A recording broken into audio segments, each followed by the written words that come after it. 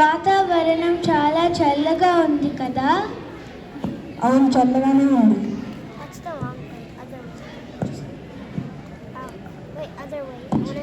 బజ్జీలు వేసుకోవచ్చు కదా. అమ్మో, నా దగ్గర మూకుడు లేదు, ఏం చేద్దాం? మొన్న భారతదేశంకి వెళ్ళినప్పుడు మూకుడు తీసుకురాలేదా? మొన్న భారతదేశం నుంచి తీసుకువస్తానంటే మీ బావగారు బరువెక్కువయ్యిందని నా మూకుడు తీసేశారు.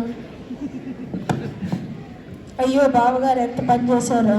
పోనీ పక్కింటి కాంతం గారిని అడిగి తీసుకురానా? వెళ్ళి తీసుకురా.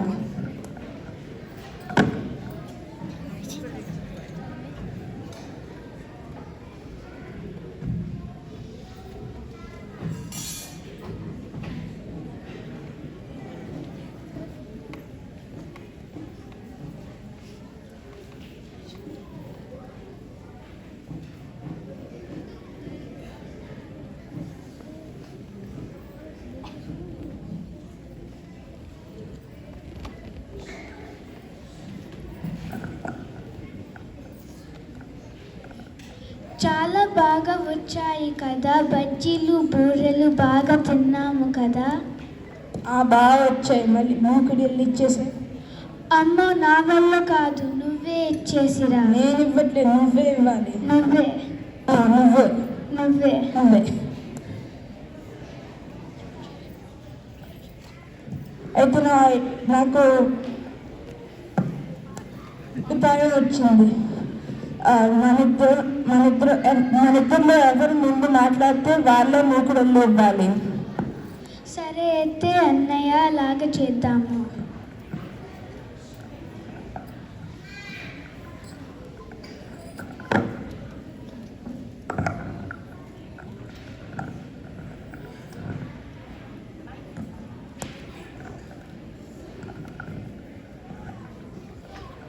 అత్తయ్య, మా అమ్మ బట్టలు చౌకగా ఉన్నాయని మేసిస్కి వెళ్దామని అంది.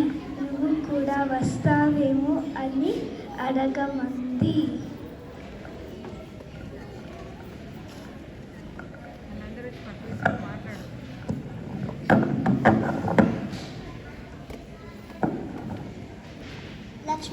లక్ష్మి గారు, నా మూకుడు అడిగి తీసుకున్నారు, మళ్ళీ ఇవ్వలే. నా మూకుడు ఇస్తారా? అదేంటి, నా మూకుడు అడిగితే ఉల్కరు పల్కరు. నా మూకుడు ఇస్తారా?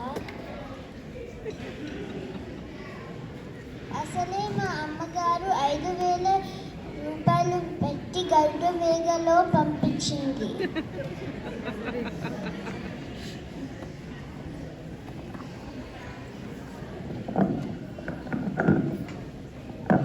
మూర్తి గారు, లక్ష్మి గారు ఇంట్లో ఉన్నారా? ఈరోజైనా నా ఇంటి అద్దె ఇస్తారా? ఏంటమ్మా, అద్దె అంటే ఏమీ మాట్లాడరు? ఏమిటి నాటకాలు? మర్యాదగా అద్దె ఇస్తారా, లేకపోతే రక్షక భటులని పిలవమంటారా?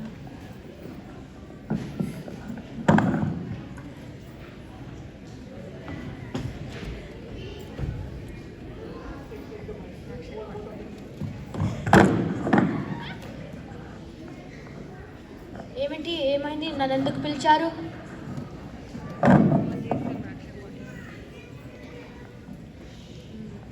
ఎందుకు ఏమైంది? మీరెందుకు మాట్లాడతలేరు? ఎందుకు నన్ను కూడా పోమంటుండ్రు? ఆగండి, నేను వైద్యుని పిలుస్తాను.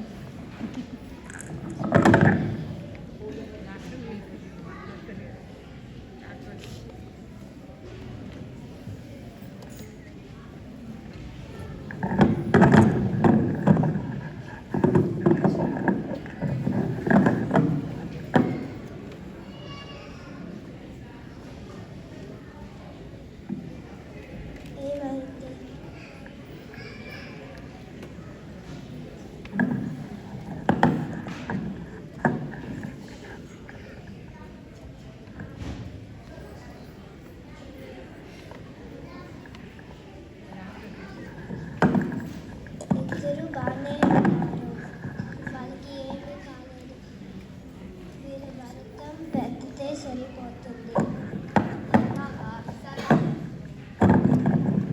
అలాగా, సరే అయితే.